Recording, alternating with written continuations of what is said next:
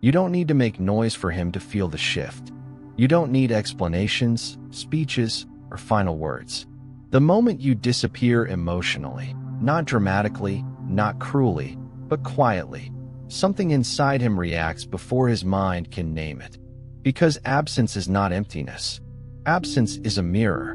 When you step back, when you stop reaching, when your energy no longer stretches toward him to hold the connection together, the nervous system notices first. His body feels it before his pride does. The late replies, the silence, the lack of emotional cushioning he once took for granted.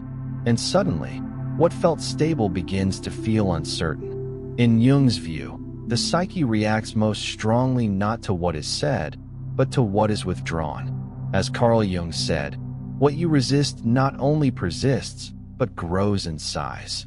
And when you disappear, you are no longer resisting, explaining, or holding space for what he avoids feeling. You remove the buffer. This is why absence activates urgency. Not because he suddenly understands love in a poetic way, but because emotional withdrawal disrupts the internal balance he relied on. Your presence regulated him. Your availability softened his distance. Your consistency made his inconsistency possible. And when that regulation is gone, his inner world destabilizes. He may not call it longing. He may not call it fear. But he feels pressure. Pressure to restore what quietly vanished. This is where many women misunderstand what is happening. They think disappearance is a punishment, a tactic, or a test. But real disappearance is none of that. It is not done to him. It is done for you. And paradoxically, that is why it works so deeply. Because when you disappear without drama, without accusation, without chasing closure, you force the unconscious to speak. And the unconscious speaks in discomfort, restlessness, sudden curiosity, emotional urgency. Jung believed that the unconscious always seeks wholeness. When you were present, he could remain fragmented, close but distant, attached but avoidant. Your disappearance removes the illusion that he can have connection without presence. And something ancient wakes up inside him. Not romance first, not clarity first, but unease. He starts checking. He starts sensing. He starts feeling the weight of what is no longer there to absorb him. This is not about manipulation. This is about emotional physics. When you stop being the emotional constant, the system recalibrates. And in that recalibration, his withdrawal turns into urgency. Not because he suddenly became brave, but because the silence exposes what he was escaping. Your disappearance does not chase him. It corners his awareness. And that is where the real shift begins. What unsettles him most is not that you are gone. It's that you didn't collapse without him. You didn't chase. You didn't demand answers. You didn't dramatize the distance to make him feel guilty. You simply withdrew your emotional gravity. And that is what destabilizes a man who is used to emotional withdrawal himself. Because when he pulls away, he expects you to lean in. When he goes silent, he expects you to fill the space. When he becomes inconsistent, he expects your consistency to compensate. Your disappearance breaks that pattern. Now the silence no longer belongs only to him. And this is where urgency is born. Not urgency to commit, not yet. Urgency to regain orientation. In Jung's view, when a familiar psychic pattern collapses, the unconscious reacts with anxiety, not logic. As Carl Jung said, the unconscious is not just evil by nature. It is also the source of the highest good. And right now, the unconscious is alarmed. Because the role you played, the stabilizer, the emotional translator, the one who stayed available, has vanished. He begins to feel something he rarely allows himself to feel. Emotional displacement. He doesn't know where he stands anymore. He doesn't know if the connection still exists. He doesn't know if he still has access to you. And this uncertainty is unbearable for someone who survives by staying emotionally one step removed. That's why disappearance activates him immediately. Not because he suddenly understands your worth in a moral sense, but because his internal structure depended on your presence.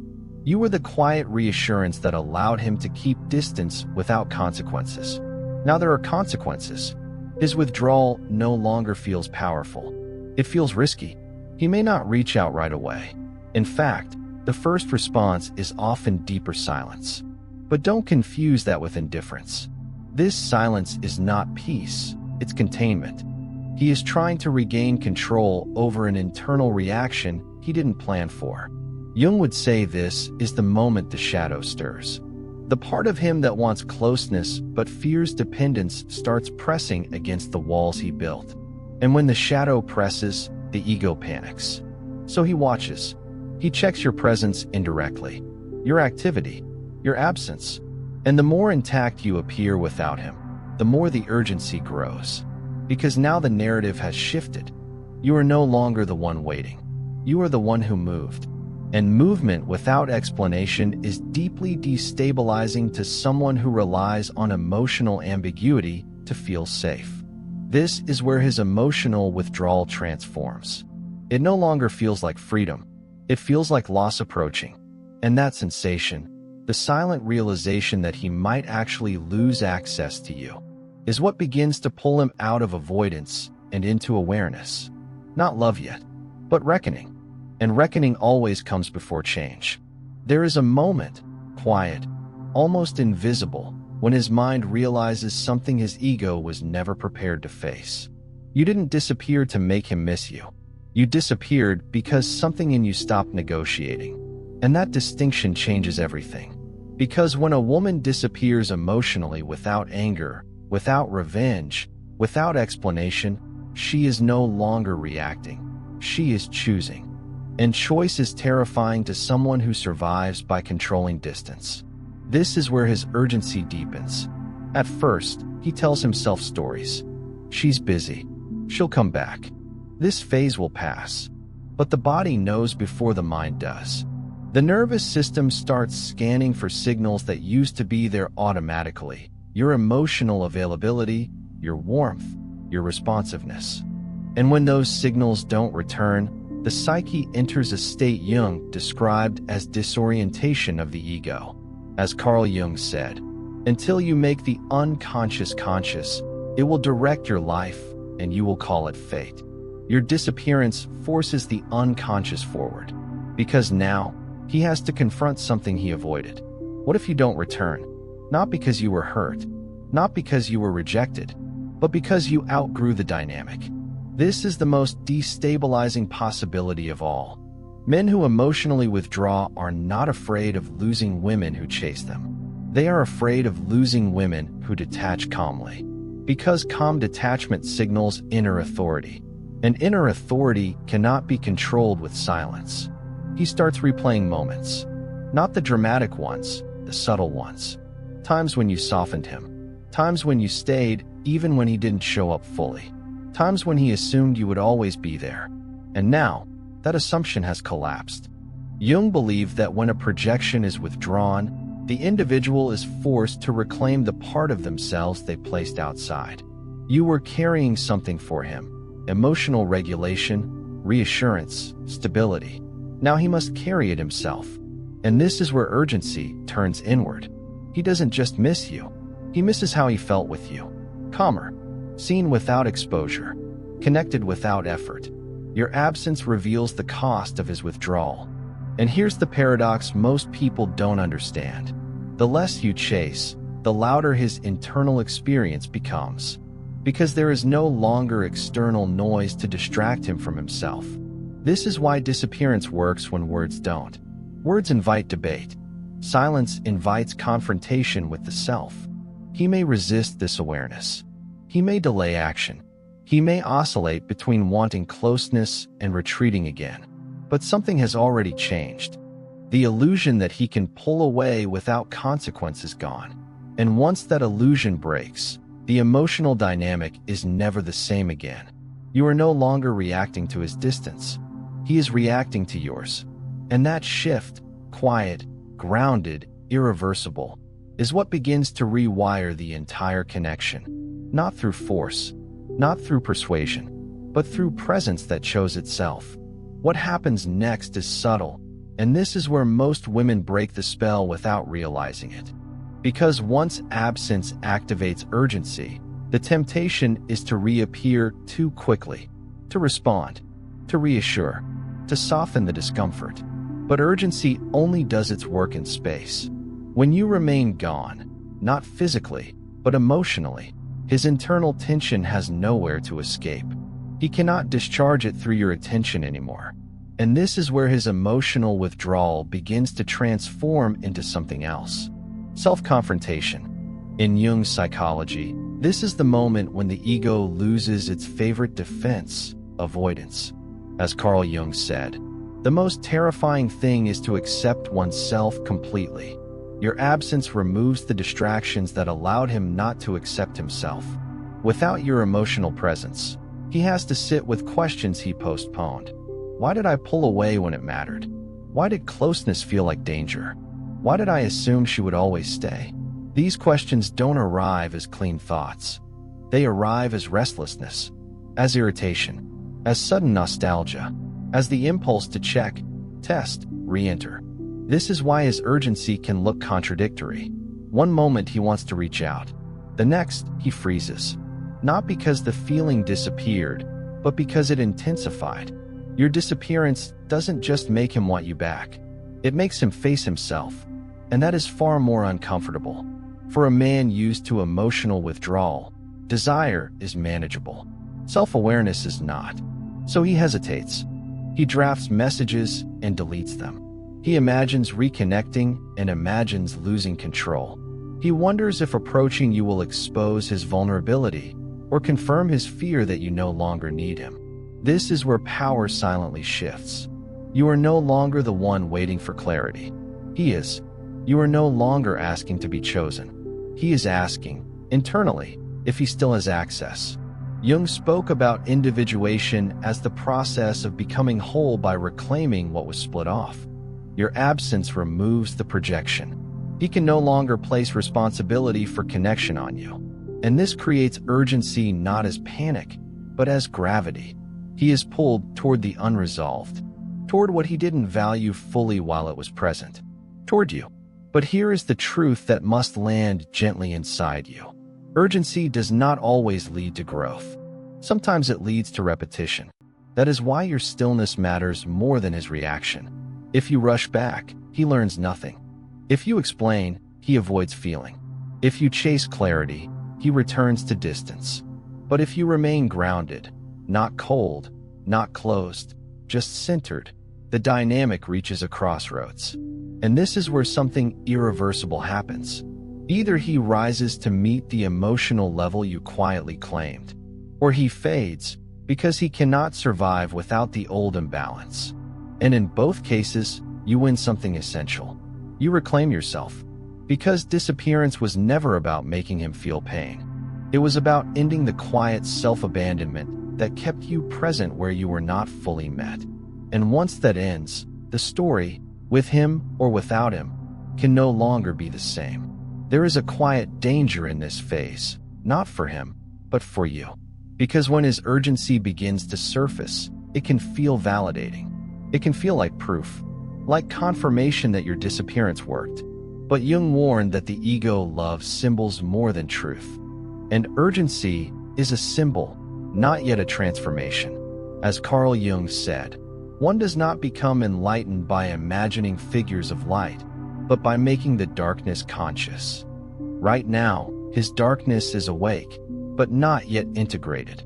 He may return with curiosity, with sudden warmth, with messages that sound reflective, emotional, even self-aware. But this is the moment that tests your evolution. Because urgency without depth often tries to restore access, not rebuild connection. And this is where many women unconsciously step back into the old role. Soothing, explaining, emotionally available too soon. But notice what has actually shifted. He feels you because your energy is no longer extended toward him. He feels urgency because your absence removed his emotional safety net. He feels drawn because the dynamic no longer favors withdrawal.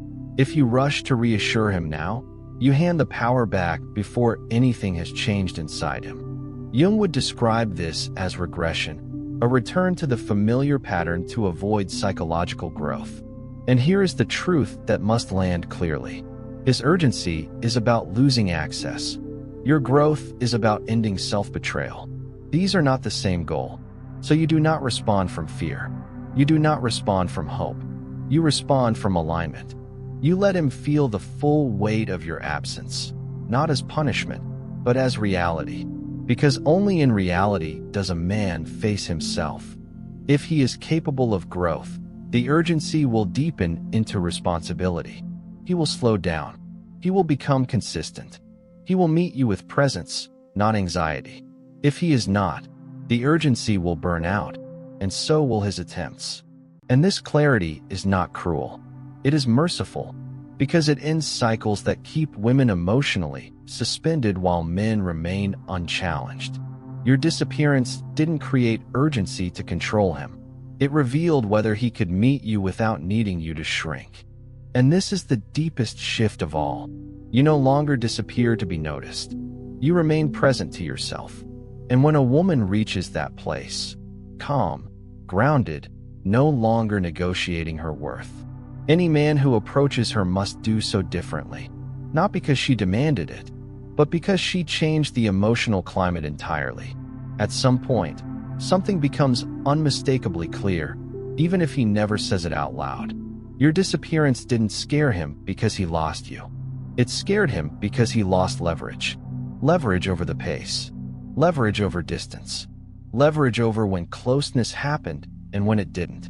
When you were emotionally present, he could retreat without risk. Now, retreat has consequences. And this is where the emotional urgency sharpens into something more revealing.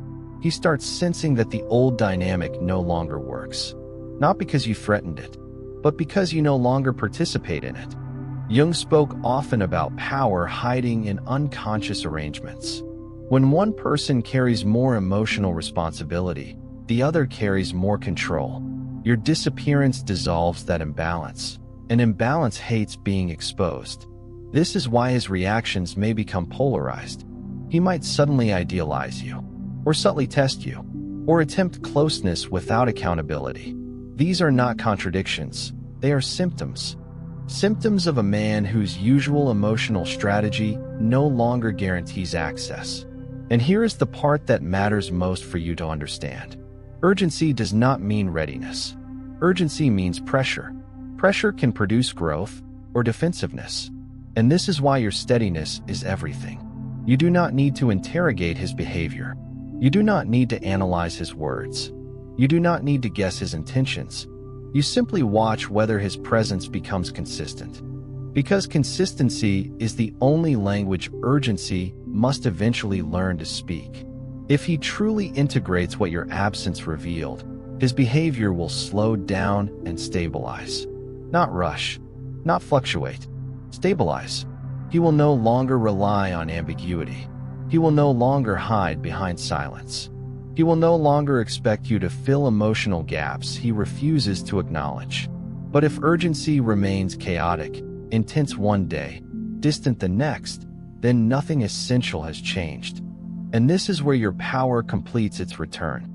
You stop mistaking emotional activation for emotional availability.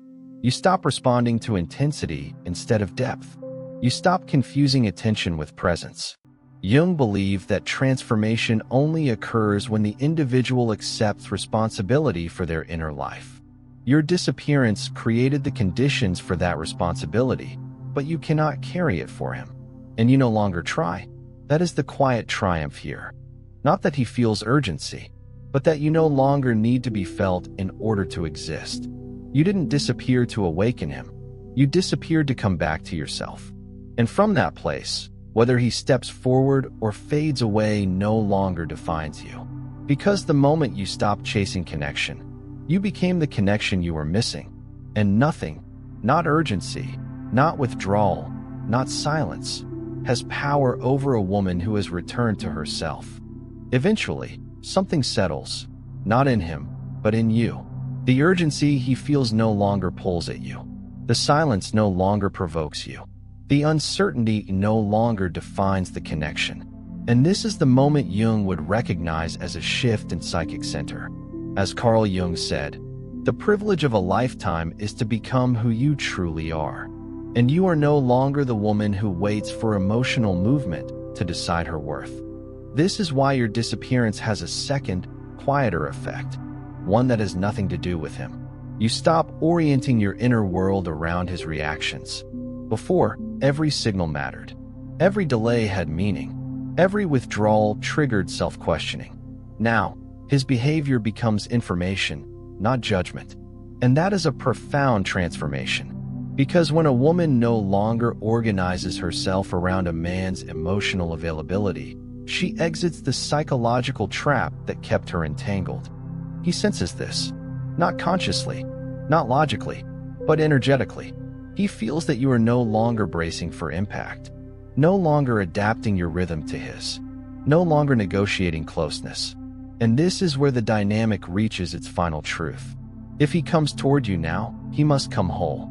Not halfway, not temporarily, not through urgency alone. He must come with presence, continuity, and emotional risk. Because the woman he is approaching is no longer filling gaps. She is living from fullness. And this is where Jung's idea of individuation becomes visible in real life. You reclaim the parts of yourself you abandoned to keep the connection alive. Your time, your peace, your emotional authority. And once reclaimed, they cannot be given back unconsciously. This is why disappearance is irreversible when it is real. You can reconnect, but you cannot unknow yourself. You can love, but you cannot self-abandon again. And that is why his urgency either matures or dissolves, because it is now meeting a woman who is no longer available for emotional imbalance. Not because she hardened, but because she integrated. She no longer disappears to be felt. She remains fully in her own life. And anyone who wishes to walk beside her must now match that presence. That is the true consequence of absence. Not control over him, but sovereignty over yourself. There is a quiet line you cross when you disappear, and you don't step back over it. It's the moment you realize you are no longer afraid of losing him. Not because you don't care, but because you finally care about yourself more.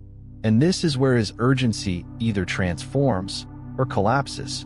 Because urgency only has power over someone who is still emotionally available on standby. But you're not. You are present in your life now. Your days have weight again. Your inner world is no longer paused, waiting for a signal. And Jung would say this is the moment the psyche reorganizes itself around a new center. As Carl Jung said, where your fear is, there is your task. And your task was never to manage his fear. It was to face your own fear of letting go. Once that fear dissolves, the dynamic changes at its root. If he approaches now, he feels it immediately. He feels that you are no longer reaching, no longer bracing, no longer hoping. And this is deeply unsettling, because hope made you predictable. Hope kept you open. Now, your openness is selective. He senses that access to you is no longer guaranteed by history, chemistry, or unfinished conversations. It must be earned in the present, through behavior, not words. And this is where men either mature or retreat for good, because the woman standing in front of him now cannot be met with half effort. She does not argue for connection. She does not interpret breadcrumbs. She does not fill silence with empathy. She observes. And observation without emotional attachment is the most confronting mirror of all. Your disappearance stripped away fantasy, both his and yours. You no longer imagine what he could be. You see what is. And that clarity is irreversible. This is why even if he returns, the relationship can never go back to what it was. The old dynamic depended on your availability, your patience, your emotional labor. But that version of you is gone. Not because you hardened, but because you integrated. Jung called this the moment when the ego stops clinging and the self takes the lead. And from that place, you don't disappear anymore. You remain firmly in your own life. And anyone who enters it must meet you there, fully, consciously, and consistently. Otherwise, they will feel your absence. even when you are standing right in front of them. Because the woman who no longer abandons herself is never truly available to be abandoned again. There is one final illusion that dissolves when you disappear, and it is the most liberating one of all. The illusion that love must be maintained through effort. You once believed that if you stayed attentive enough, patient enough, emotionally available enough, the connection would stabilize. That if you explained yourself better, softened your needs, waited longer, something would finally click. But disappearance reveals a deeper truth. Connection that requires you to disappear from yourself is not connection, it is adaptation. And Jung understood this well. He believed that relationships fail not because of lack of love, but because of lack of individuation. As Carl Jung said, the greatest burden a child must bear is the unlived life of the parents. And in relationships, the greatest burden is the unlived life of the self. When you disappear, you stop carrying what is not yours. You stop carrying his uncertainty, his ambivalence, his fear of closeness. And the moment you stop carrying it, he feels the weight of it for the first time. That is why urgency emerges, not as romance, but as exposure. He is exposed to the emotional cost of staying half-present, exposed to the truth that your presence was cushioning him from consequence, exposed to the reality that connection without reciprocity cannot survive. But here is the most important shift, the one that seals everything. You no longer need him to see you. You see yourself now. You see how much you gave, how deeply you tried, how often you stayed past the moment your intuition whispered, enough. And this self-recognition closes the loop. Because once a woman sees herself clearly, she no longer accepts partial love in exchange for emotional labor. She no longer negotiates closeness. She no longer explains her worth. She no longer waits for urgency to turn into consistency. She becomes still. And stillness is not passive. Stillness is grounded. It is the state Jung described as alignment with the self, where actions no longer come from fear of loss, but from inner coherence. And from this place, the outcome no longer matters in the same way. If he comes forward with depth, responsibility, and presence, you will recognize it without needing to analyze it. If he does not, you will not chase the version of him that only existed in your hope. Because disappearance taught you something irreversible. You were never meant to disappear to be chosen. You were meant to be fully present in your own life, and only walk beside those who can meet you there. And that understanding quietly, permanently, changes everything. What remains now is not a question about him. It is a knowing about you. You no longer wonder whether your absence affected him. You no longer need proof that he felt it. Because the real transformation did not happen in his nervous system, it happened in your center. As Carl Jung said, when an inner situation is not made conscious, it appears outside as fate. For a long time, your fate seemed tied to his distance, his confusion, his emotional withdrawal. But now, that inner situation has been made conscious. You see it clearly. You were never asking for too much. You were asking the wrong person to meet you fully. Your disappearance was not abandonment. It was alignment. And this is why it carried so much power. Because absence, when it comes from self-respect, is not empty. It is complete. It does not shout. It does not threaten. It simply rearranges reality. He felt it immediately because the dynamic depended on you staying smaller than your truth. When you stepped back into yourself, the illusion broke. But whether he rose to that moment or not is no longer the center of the story. You are. You no longer disappear to provoke urgency. You no longer withdraw to be noticed. You no longer wait to be chosen. You stand where you are, whole, grounded, emotionally sovereign. And from that place, love no longer feels like tension. It feels like recognition. If someone comes toward you now, it will not be because they feared losing you, but because they recognized you. And that difference is everything. This is not the end of a connection. It is the end of self-abandonment. And once that ends, nothing truly valuable is ever lost again.